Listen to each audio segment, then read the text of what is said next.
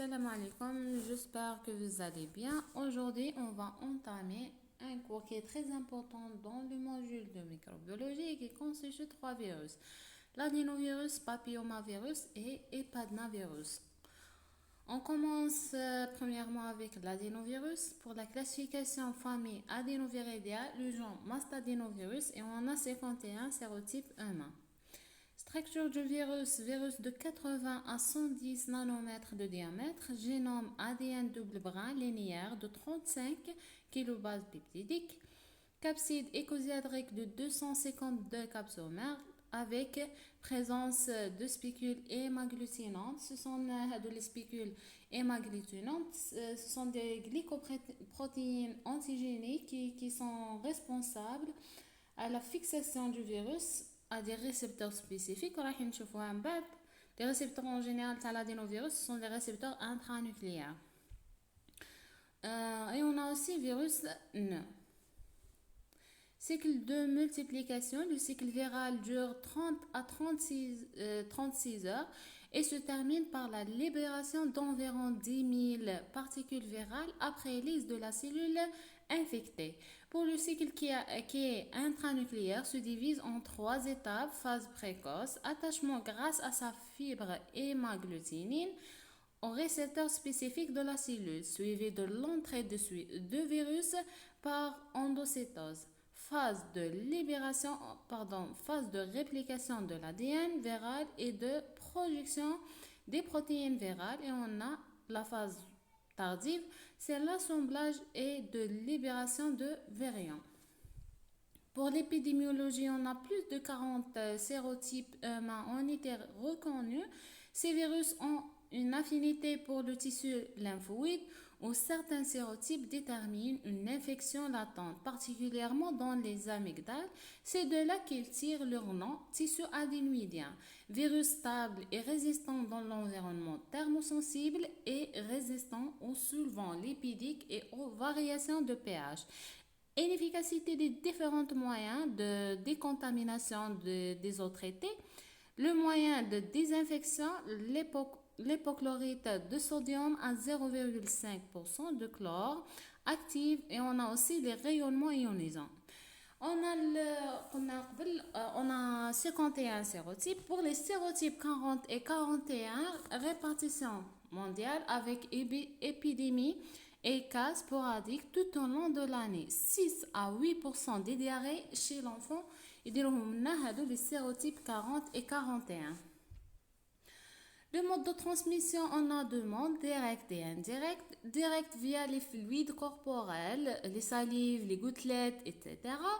Indirect via l'environnement, les objets souillés par les expectorations ou les gouttelettes d'une personne infectée. On a aussi les mains sales, etc. Parfaitement, elle est transmissible de patient à patient lors d'une consultation médicale qui expliquant les épidémies dans les différentes communautés. Certains adénovirus humains ont un pouvoir cancérogène qui est purement expérimental chez l'animal. Pour le pouvoir pathogène, 50% des infections sont asymptomatiques. La clinique est très variable en raison de l'affinité des adénovirus pour les tissus lymphoïdes qui est ubiquitaire. Les tissus lymphoïdes يكون presque في l'organisme تاعنا كامل. On a tissu lymphoïde primaire et secondaire. Primaire, on a thymus, la moelle osseuse rouge. Secondaire, le rat avec les différentes localisations de l'organisme. Donc les adénovirus se multiplient surtout dans l'arbre respiratoire, l'œil et le tube digestif. Pour les atteintes respiratoires, il peut s'agir de pharyngite, angine, bronchiolite, trachéite ou de pneumonie. Les adénovirus sont responsables de 1 à 3% des pneumonies de l'enfant. Forme habituelle résolutive, ces infections elles peuvent être endémo-épidémiques selon les sérotypes.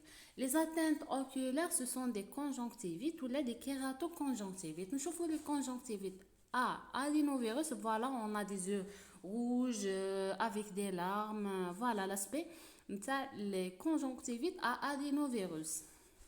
Donc voilà, on dit ce sont des conjonctivites ou kératoconjonctivites isolées ou associées à une atteinte des voies respiratoires supérieures qui est survenue par des petites épidémies d'origine hydrique. Voilà, d'origine hydrique des conjonctivites d'épicémie. يعني هادو en général وقتاش هذه l'épidémie صرنا les patients تاعنا يكونوا عندهم des conjonctivites voilà وتصرنا حل petite épidémie en général كي هادوك les personnes يروحوا les piscines voilà donc la contamination تكون كبيرة وبالتالي راح تنقل لنا en général par l'an. Voilà. Les atteintes intestinales gastro-entérites ne peut observer des excrétions asymptomatiques d'adénovirus dans les selles des enfants. 5 à 15% des diarrhées de l'enfant ont pour étiologie un adénovirus et la transmission est féco-orale. On a d'autres formes, les formes graves chez la population à risque. On a chez les immunodéprimés, les post-greffés, infections par le VIH, etc. Et on a les prématurés, ce sont les nouveau-nés ou les enfants qui sont nés avant l'âge ou le terme تاعهم avant نقولوا لهم قبل 9 شهور ولا قبل 37 semaines d'aménorrhée en général هذه en général وين تكون l'immunité نتاعهم ناقصه وبالتالي يكونوا عرضة أكثر أنهم يصابوا بهذا النوع نتاع لي فيروس. On a d'autres localisations تاع l'adénovirus. On a le cystite hémorragique chez l'enfant.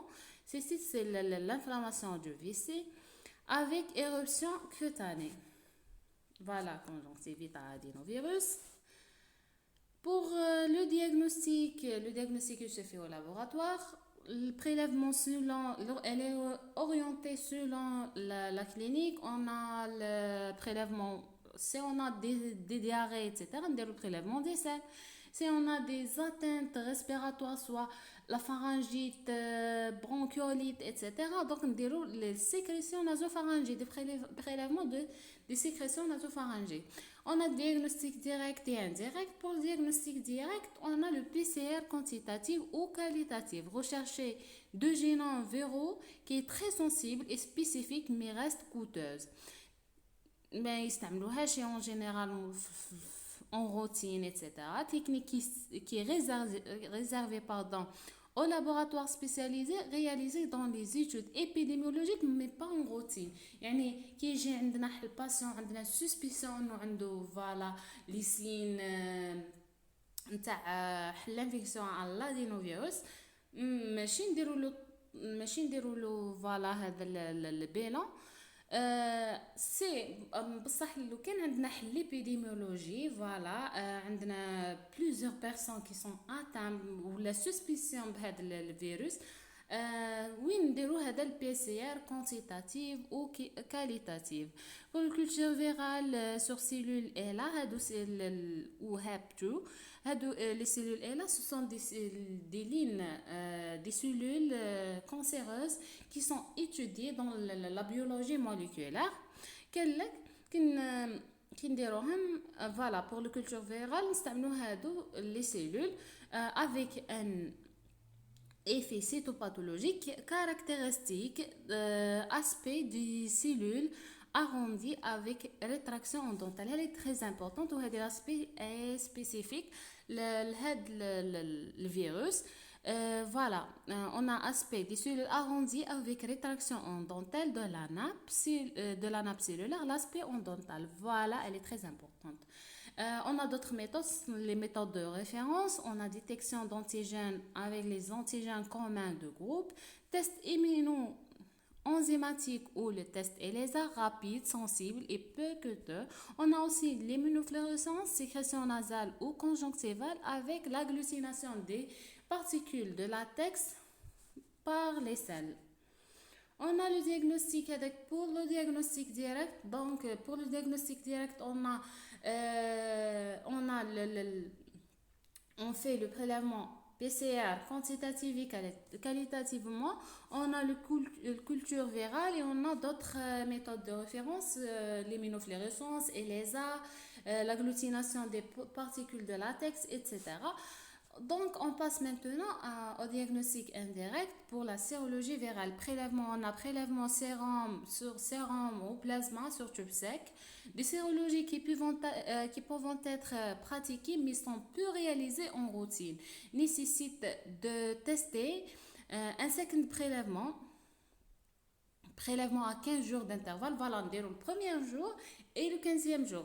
On va voir la différence entre les deux prélèvements. Une séroconversion, voilà, ascension de titre des anticorps ou séroconversion de l'IgM et l'IgG sur le second prélèvement. يعني بعد ما درنا le deuxième prélèvement اللي هي في 15e jour où لقينا ascension ou augmentation تاع l'IgM et l'IgG. L'augmentation il permet de confirmer le diagnostic d'infection active par l'adénovirus évolutif. Voilà, les GM en général au début de l'infection et on a les GG à la fin en général. Donc, elle est évolutive ou l'infection est évolutive. Pour le diagnostic virologique exact n'est certainement pas indispensable en pratique médicale courante pour une infection bénigne, isolée et sans chimiothérapie antivirale. Par contre, reste intéressant en cas d'épidémie ou des formes graves. Pour le traitement et la prévention, pas de traitement antiviral spécifique. Le traitement est symptomatique, genre si on a une fièvre associée, des diarrhées, etc., on donne selon les symptômes اللي عندنا. Antipyrétiques ou les antidiarrhéiques, etc. selon les signes اللي عندنا. Un vaccin a été mis au point, notamment contre le type 7. En cours, ماهمش يستعملوا في هذا الvaccin en général. On a aussi un antiviral actuellement à l'essai pour les formes graves. Pour les formes graves pour les formes graves كاين l'antiviral بصح ماهوش راهم actuellement à l'essai ماهمش يعتمدوا عليه en général. يستعملوه مي ماشي هو التريتمون سبيسيفيك نتاع هذا الفيروس. On a fini pour l'adénovirus. Maintenant, on passe à la papillomavirus. Pour la classification famille papillomaviridia, le genre papillomavirus, et on a 150 génotypes. Pour la structure de l'HPV, en général, c'est un virus nœud de petite taille, capside asymétrique et cosiadrique, ballon de groupe B. Voilà, c'est l'aspect pardon. Génome adien double brin circulaire, 8 kilobases. On a plus de 120 types ont été identifiés chez l'homme. Réplication intranucléaire dans les cellules stratifiées humains par infection des cellules basales. Voilà. هذه البارتيكولاريتي وهذه la première différence entre les deux virus, l'adénovirus et le papillomavirus. L'adénovirus il touche spécifiquement le tissu lymphoïde, il touche le tissu épithélial.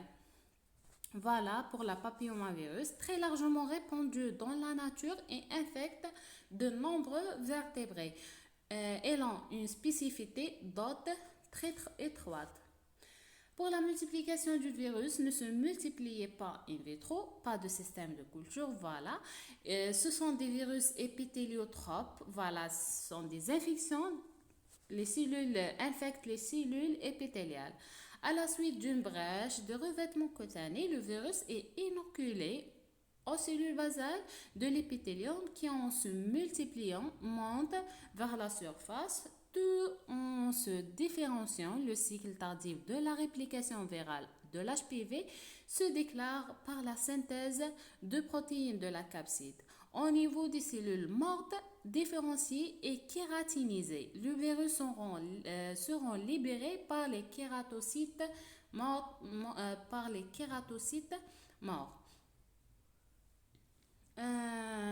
Pour l'aspect, la deuxième différenciation bien l'adénovirus et la papillomavirus, l'effet cytopathologique caractéristique dit caulocytose. C'est l'aspect en nappe en dentelle, pardon. Et voilà, la caractéristique de la caulocétose. Ce sont des vacuoles intracytoplasmiques refoulant le noyau à la périphérique. L'ADN viral peut persister sous forme épisomale à l'état latente et peut persister sous forme intégrée au génome cellulaire dans les lésions précancéreuses ou cancéreuses. Voilà le génome de l'ADN en général. On a des gènes tardifs L1 et L2 et on a d'autres gènes qui en grise qui sont des gènes précoces E. Voilà, on a surtout le E6 et le E7, pardon. Voilà, ici. Ce sont ils sont inhibent le P53 et le PRB. Ce sont des protéines cellulaires pro-apoptotiques anti-oncogènes. Voilà pour la multiplication de l'HPV est liée à la différenciation de la cellule hôte à sa kératinisation en général. Par une brèche dans l'épithélium, l'infection s'installe dans les cellules basales où l'ADN viral ne se multiplie qu'avec le génome cellulaire. Seuls les gènes précoces, les E en général, qui sont en grise, voilà, seuls les gènes précoces sont exprimés qui montent sous forme d'épisomes. Voilà. Seuls les gènes précoces ils sont multipliés qui mènent à l'expansion coloniale des cellules infectées et par là à la prolifération bénigne constitue le papillome. C'est dans les cellules différenciées des couches superficielles kératinisées que démarre la phase tardive du cycle viral, c'est-à-dire la synthèse des protéines des capsides avec la constitution des particules virales qui seront libérées. Pour l'épidémiologie virus strictement humain, qui est très résistant dans l'environnement, plus de 150 génotypes HPV ont été identifiés, contamination directe par contact direct et indirect, voilà, direct par contact sexuel et l'accouchement. يعني l'accouchement chez la femme enceinte, يعني la femme enceinte راح تنقل تصرى contamination من la femme الفيتوس نتاعها lors de l'accouchement. Et on a la contamination indirecte par des objets souillés, sol des piscines, etc. Virus strictement humain et oncogène, certains génotypes à l'HPV sont associés à des cancers cutanés ou muqueuses, ainsi pour les génotypes à tropisme génital et sont classés en fonction de leur potentiel oncogène en génotype à haut risque ou à bas risque. Pour les génotypes à haut risque en général, nous les génotypes 16, 18, 30 et 31 et les génotypes à bas risque, nous le 6 et le 11. On a l'HPV 16 constitue le génotype retrouvé dans le cancer du col utérin.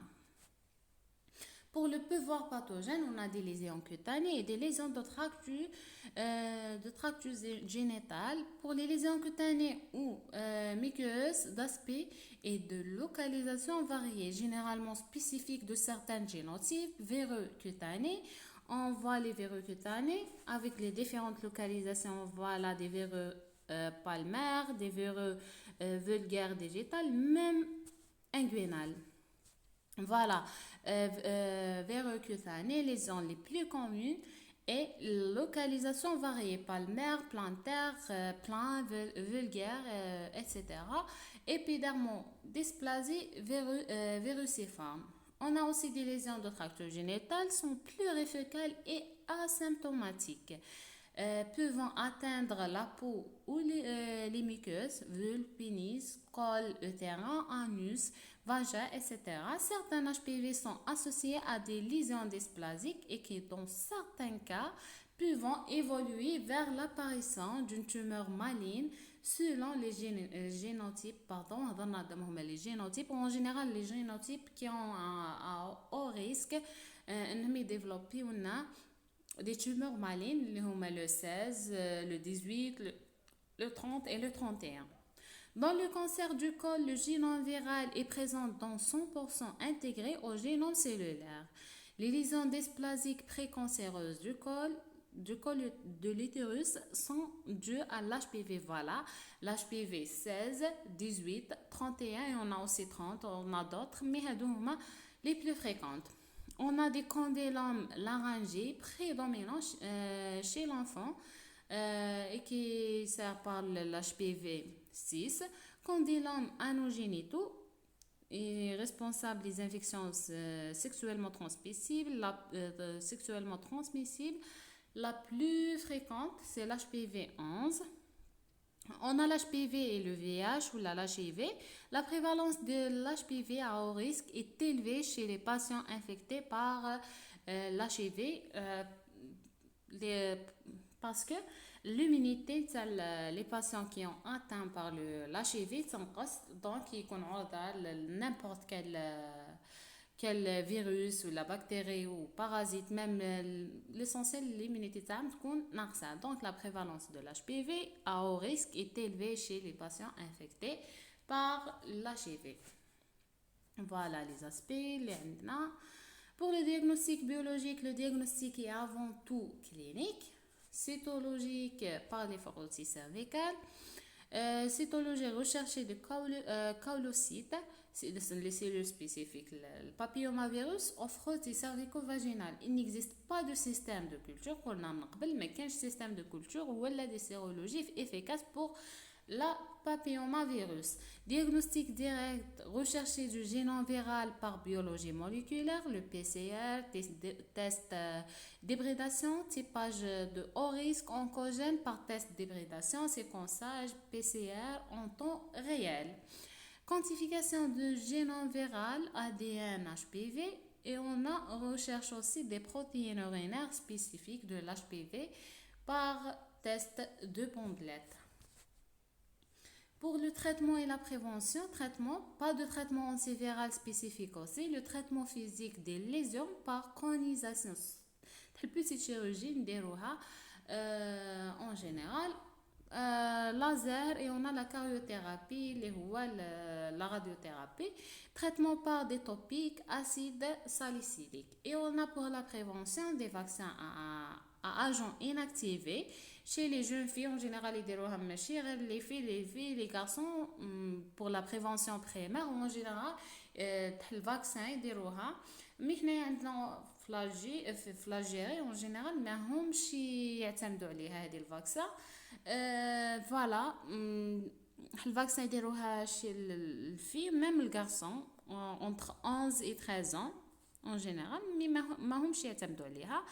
Le dépistage des infections cervicales à l'HPV et du cancer du col par une frottis cervico-vaginale qui est voilà, frottis cervico-vaginale ou en général après le premier rapport sexuel. Le premier rapport sexuel يديروه voilà هاد الفروتي سيرفيكو فاجينال ومن بعد يزيدوا يديروه من على عام سي لو تيست نتاعنا هذا اللي درنا لو فروتي سيرفيكو فاجينال خرج لنا نيجاتيف نبقاو نديرو شاك 3 ans jusqu'à 65 ans. En général هذا هو لو ديبيستاج باش نديبيستيو الكانسير دو كول. Frottis cervico-vaginal après le premier rapport sexuel, puis après un an, on بعد si négatif, nous pouvons dire chaque 3 ans jusqu'à 65 ans. On a fini pour papillomavirus, on passe à la virus de l'hépatite B, classification famille Hepadnaviridea, le genre ortho-Hepadnavirus. L'espèce virus de l'hépatite B. Structure virus de taille moyenne, enveloppé et polymorphe, capside de symétrie icosahèdrique, appelée aussi particule de Dan. La nucléocapside porte des antigènes HBC. L'HBC, c'est pour capside et les antigènes HBE, E pour réplication. Enveloppe non membranaire formée des lipides cellulaires et des protéines virales appelées les antigènes HBsS pour surface. Génome ADN circulaire bicaténaire partiel 3,2 kb. Réplication intranucléaire principalement dans les hépatocytes humains. Persistance possible sous forme épisome ou là intégrée. Voilà pour le structure. On a l'ADN, voilà l'ADN. Bicaténaire, on a le polymérase, on a la capside, voilà.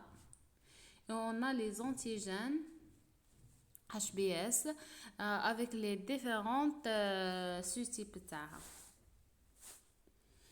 Multiplication, pas de système cellulaire qui permettant la culture virale, ce qui complique la compréhension du cycle viral. L'attachement sur l'hépatocyte se fait par les protéines d'enveloppe.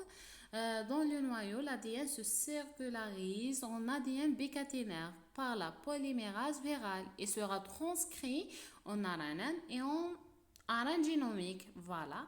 Dans le cytoplasme, il y a rétrotranscription de cette RNN génomique avec l'ARN génomique et يمدنا حلا ديال génomique. Les protéines d'enveloppe produites en grand excès d'assemble dans le sérum en particules se forment des sphères et des bâtonnets à côté des virions entiers qui sont les seuls virus infectieux. Pour le cycle de multiplication dans le noyau, l'ADN polymérase virale associé au virion complète d'ADN génomique partiellement bicaténaire en ADN bicaténaire circulaire sur un relais. Voilà, celui-ci est transcrit par l'appareillage cellulaire en ARN. L'ARN messagère traduit en 4 protéines, les antigènes HBS, les antigènes HBE, HBC, pardon, la capside, la surface, l'ADN polymérase et des protéines et d'autres protéines. Et l'ARN prégénomique, particularité de l'HPV. L'ARN prégénomique qui sont la particularité de l'HPV. Ce dernier est rétrotranscrit par l'ADN polymérase en nouvel ADN génomique. Voilà, ainsi que l'ADN polymérase viral a une double activité. L'ADN polymérase, ADN dépendante classique et rétrotranscriptase, d'où son l'inhibition par plusieurs nucléosides anti-HIV dans la 3TC. Pour l'épidémiologie, virus relativement résistant dans l'environnement, 8 heures. Se manifeste par des cas sporadiques, virus strictement humains. La fréquence est de 10% en Afrique avec 350 millions de sujets infectés dans le monde. Virus, voilà, les fréquents, le virus, virus oncogène peut provoquer une néoplasie hépatique. Pour le mode de transmission, on a plusieurs voies sexuelles, infections sexuellement transmissibles, qui le papillomavirus, voies sanguines, toxicomanie, transfusion, greffe d'organes, transmission nosocomiale chez les dentistes, etc.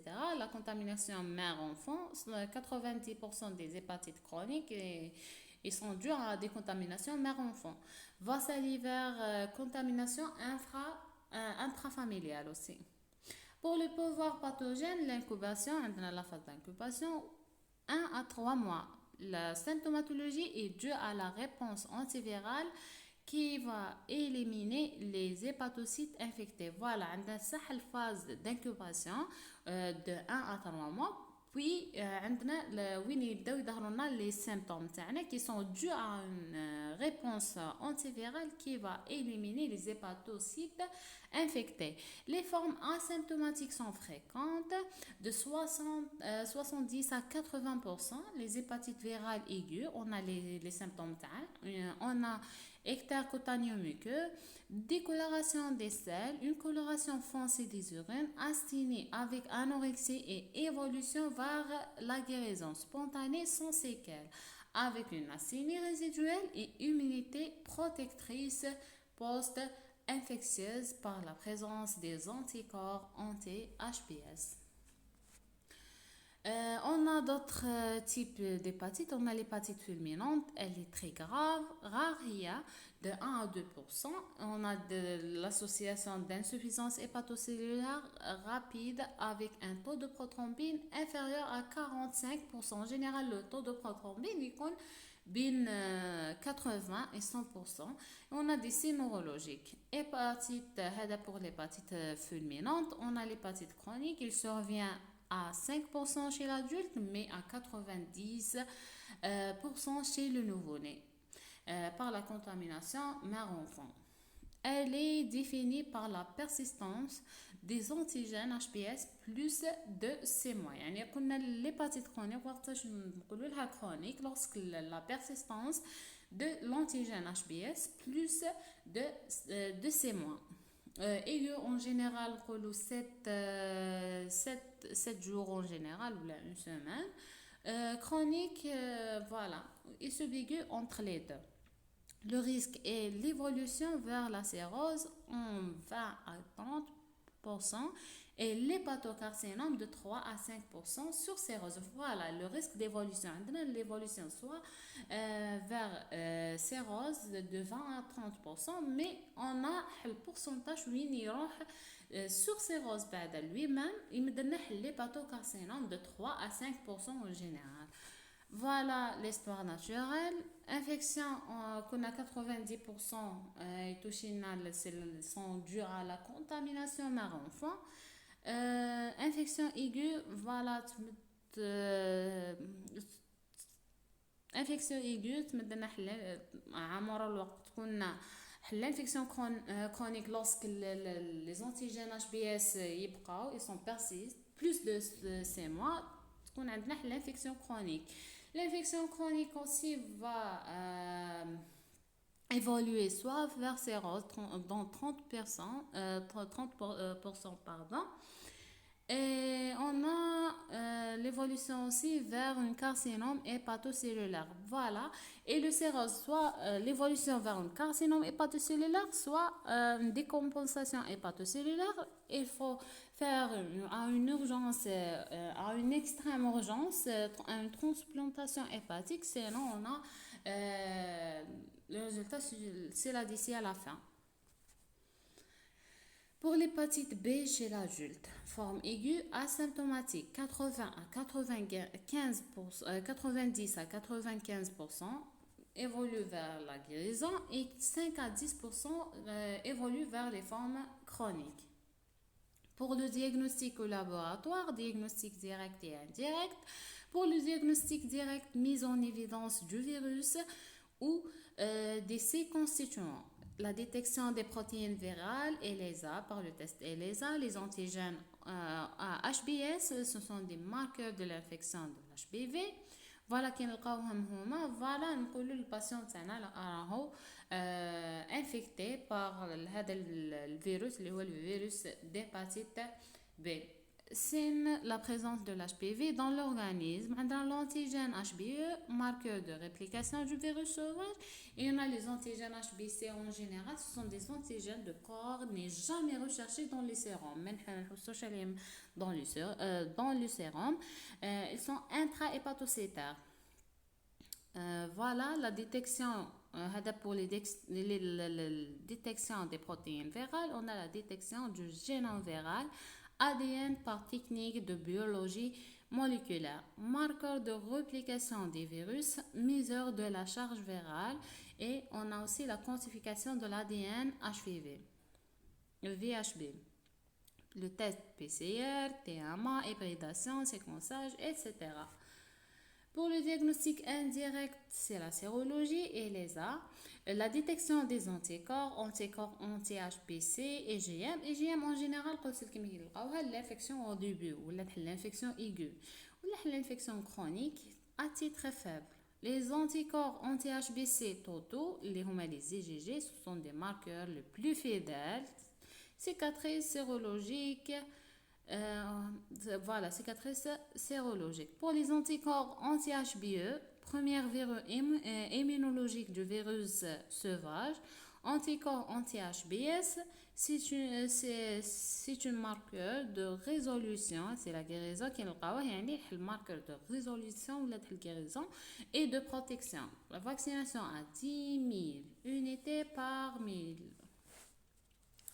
Voilà, on a pour le traitement. Le traitement antiviral est indiqué dans les hépatites chroniques activées avec réplication virale, la présence de l'ADN viral afin d'éviter le risque d'évolution vers le cancer du foie, les l'adénocarcinome. Donc, le traitement antiviral est voilà le traitement pour éviter l'évolution vers le cancer du foie, les l'adénocarcinome.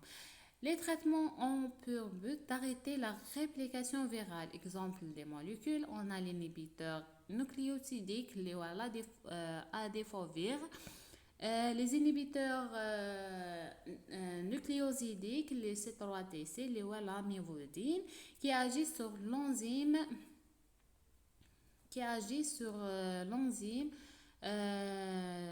la polymérase virale. On a l'interféron PGL. Voilà. Pour la prévention, une sérovaccination des nouveau-nés dans les 12 heures à 48 heures après la naissance. C'est-à-dire le vaccin est obligatoire chez tous les nouveau-nés. Dans les 12 heures à 48 heures, on déroule le vaccin contre l'hépatite B. Gamma-globulines spécifique plus un vaccin anti-HPV.